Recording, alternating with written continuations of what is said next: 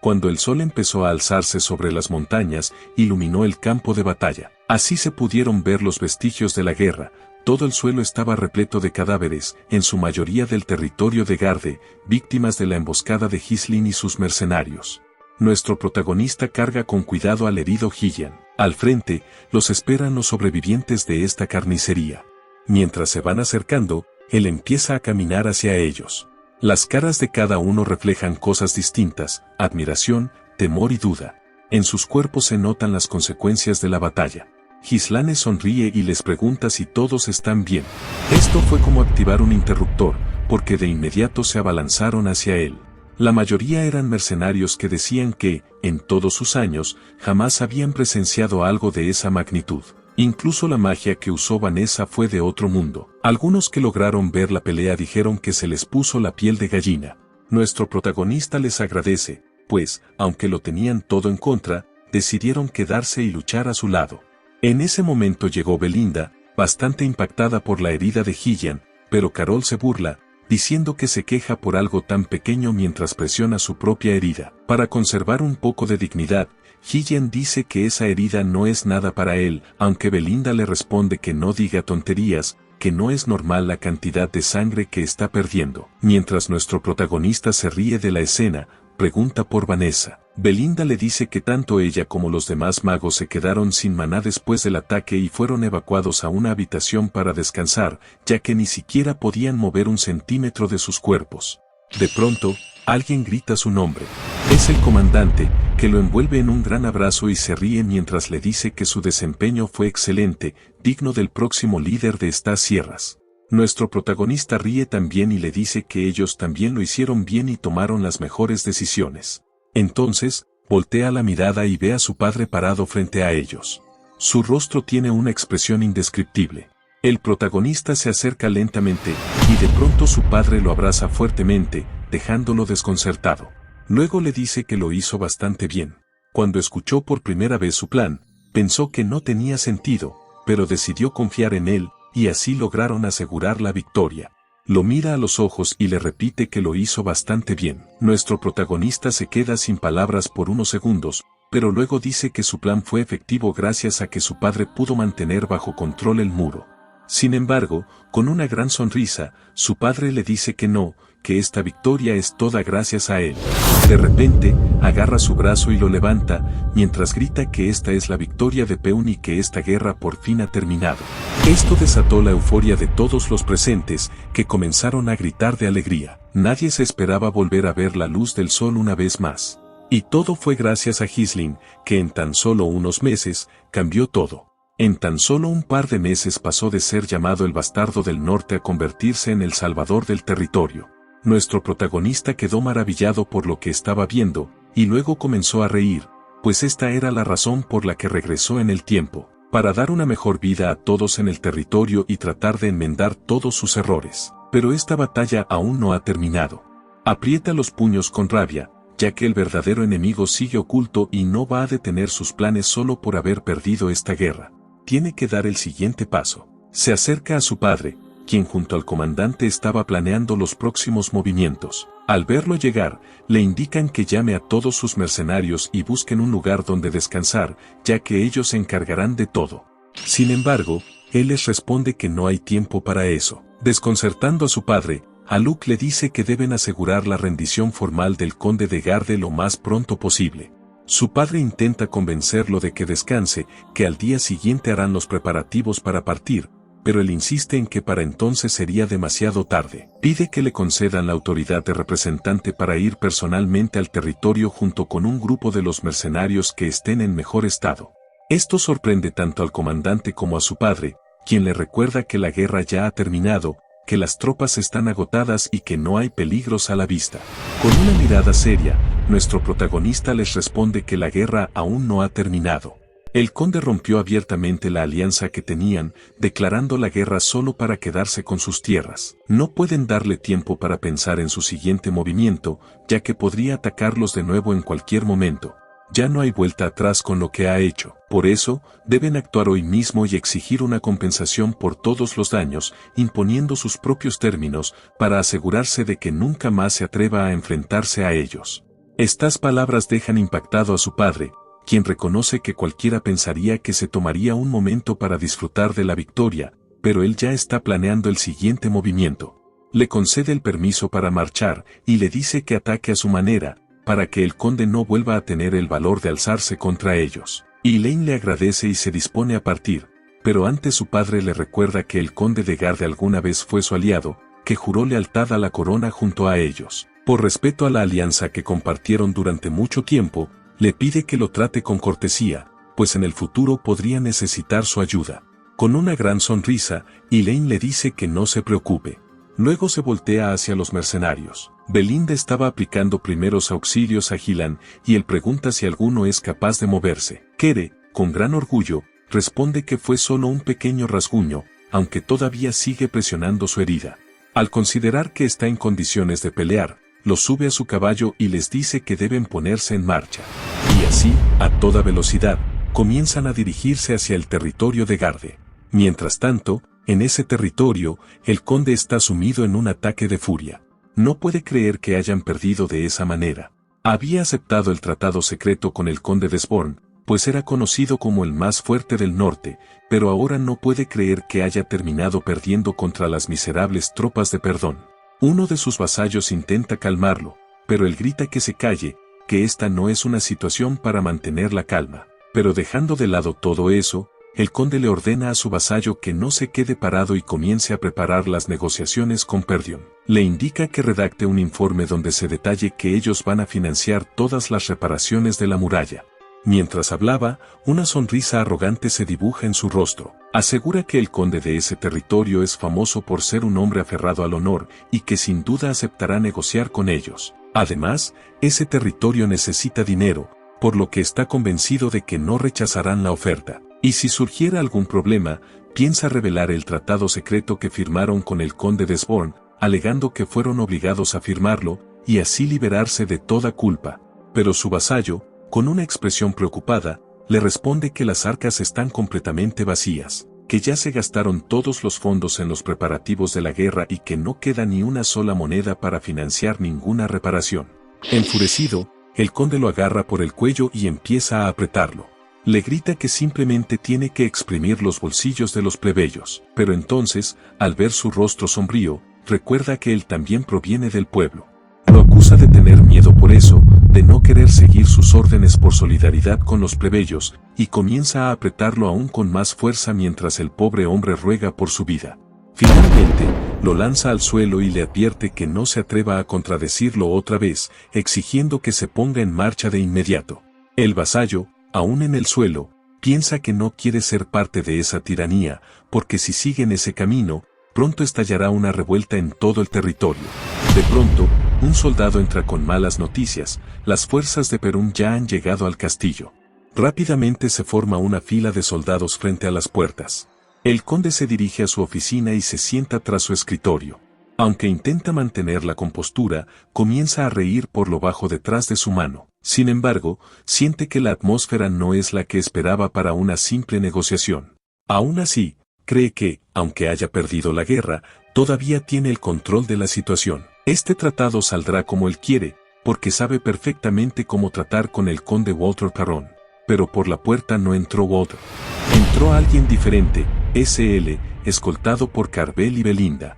Con voz firme pregunta si ya se estaban preparando para las negociaciones y sin perder el tiempo, comienza a caminar hacia el conde. El conde, visiblemente desconcertado, le pregunta por qué vino él en lugar de su padre. Nuestro protagonista responde que su padre está ocupado con las reparaciones del territorio y que lo envió como su representante, pero ya que está allí, dice que va a dar su primera orden. Con autoridad, pide que retiren a ese sujeto de esa silla, porque las cosas en ese territorio van a cambiar desde ahora. Unas horas antes, veíamos a Ghislain avanzando a gran velocidad junto a todos sus subordinados.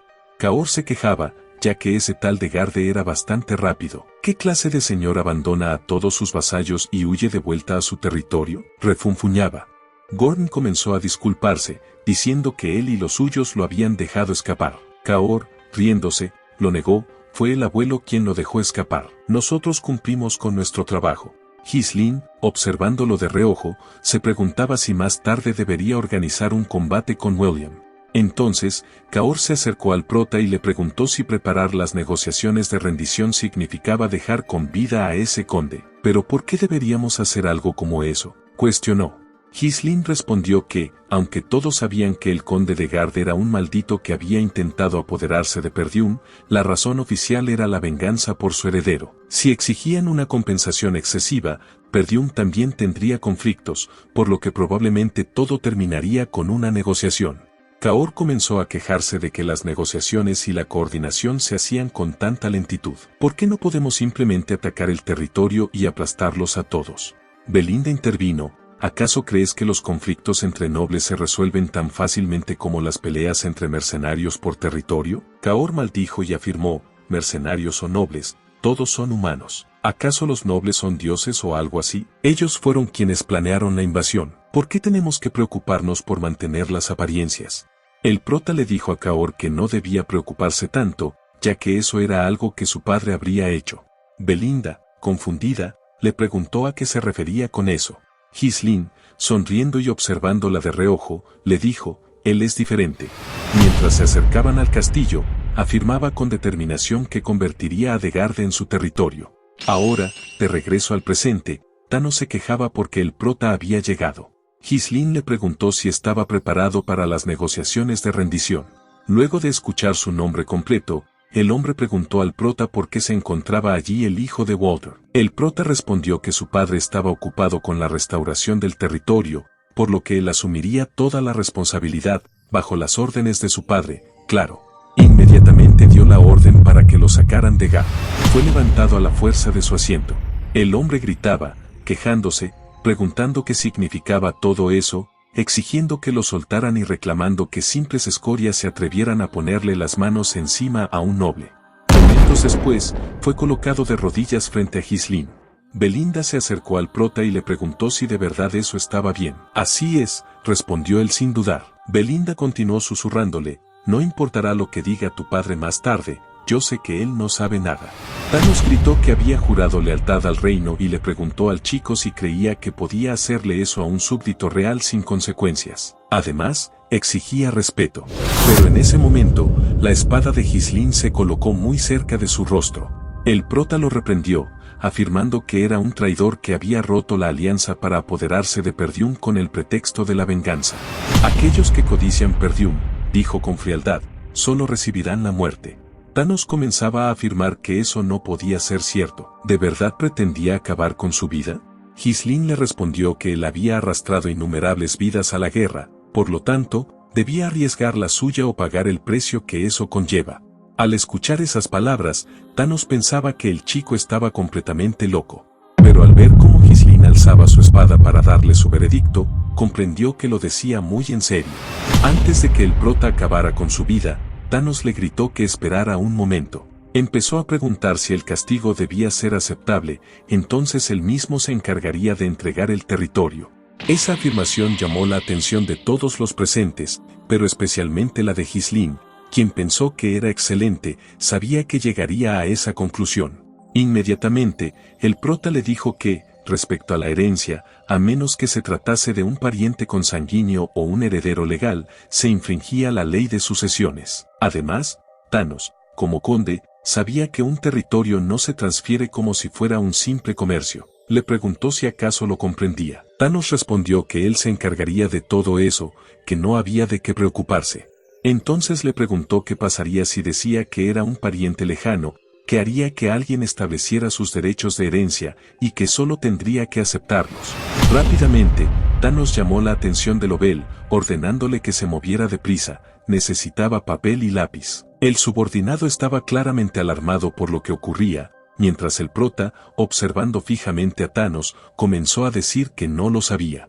Thanos siguió, diciéndole que incluirían una compensación. Aunque no tenía dinero en ese momento, pronto recaudaría impuestos de sus vasallos, así que necesitaba que esperara un poco. Le rogaba al prota, arrogándose lo imposible, que le diera un poco de tiempo. Ghislain le preguntó si acaso le importaba tanto su vida. Thanos afirmó que sí, a lo que Ghislain respondió que estaba bien, le daría una oportunidad.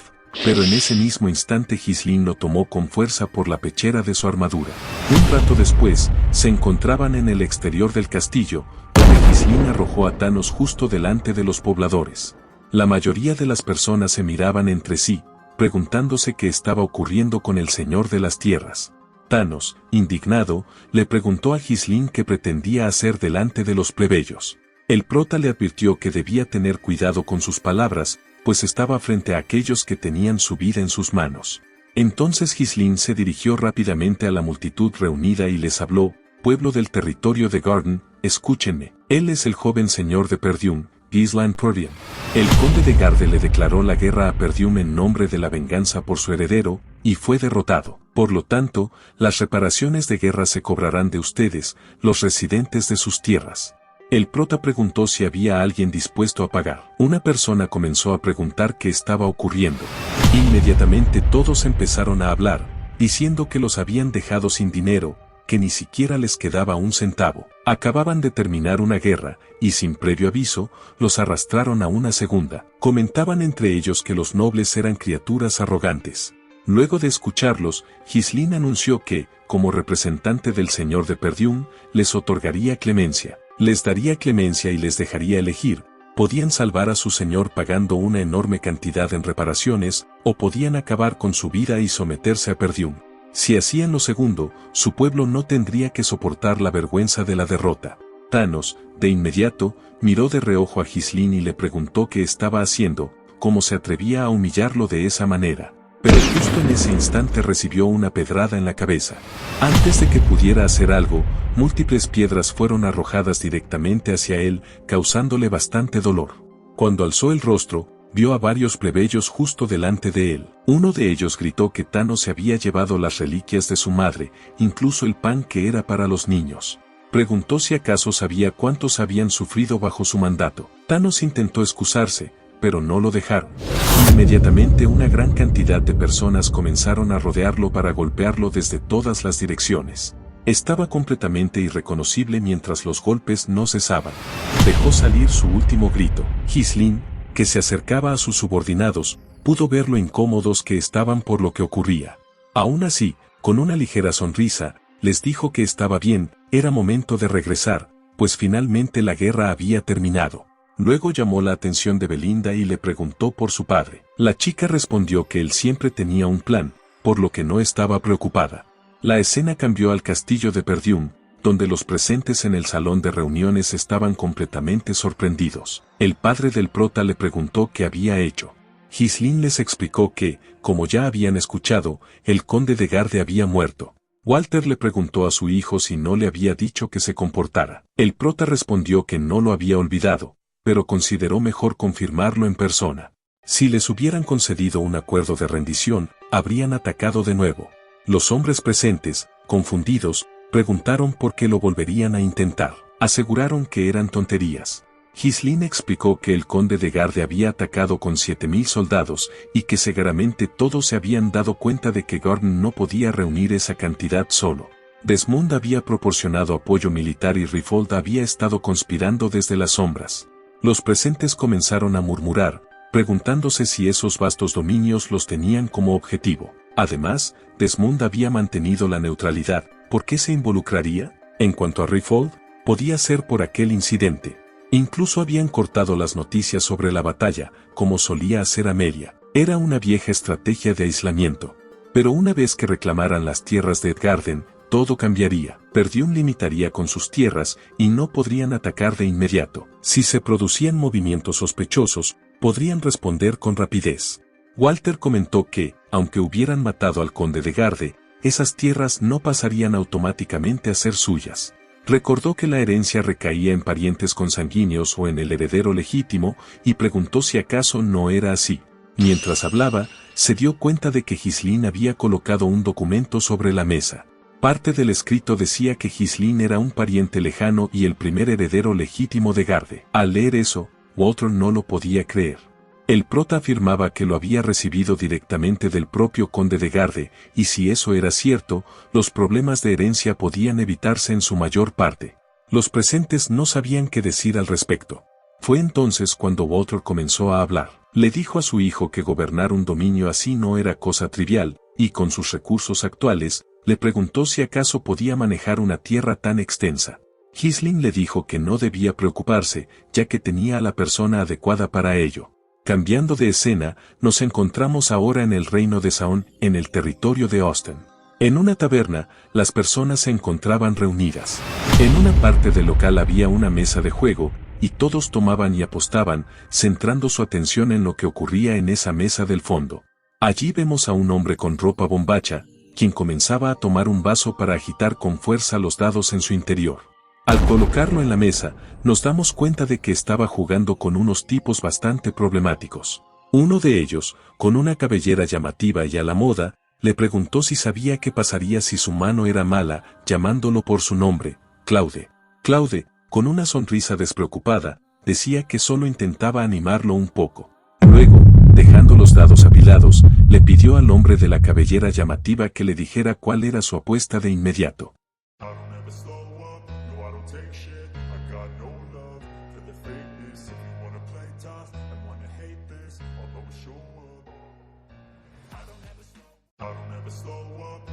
Take shit, I got no love for the fakeness. If you wanna play tough,